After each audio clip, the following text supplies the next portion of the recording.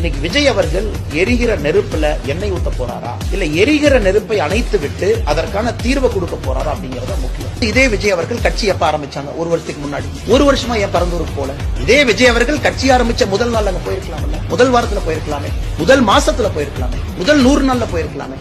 அது எதற்கு கட்சி ஆரம்பித்து ஒரு வருட காலம் கழித்து? அந்த கேள்வியும் மக்கள் கேட்பாங்க.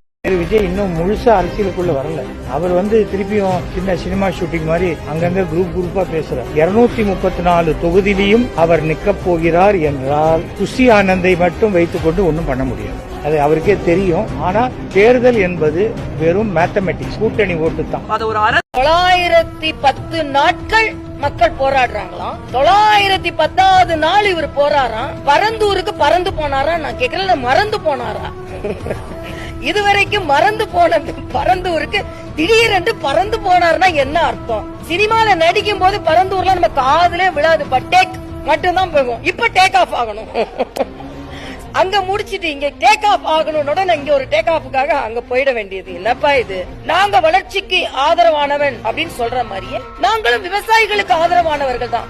இதே விஜய் விவசாயிகளுக்கு கொடுக்கின்ற காம்பன்சேஷனை கொஞ்சம் கூட்டி கொடுங்க, இல்லனா அவங்க மேல வழக்குகளை ரத்து செய்யுங்க, அவங்க நியாயத்திற்கு போராடுகிறார்கள் என்று சொன்னால் நான் கேட்டிருப்பேன். நீங்க இவ்வளவு வருஷம் கழிச்சு இடத்த மாத்துங்கன்னா ஏன் முத நாளே சொல்லல?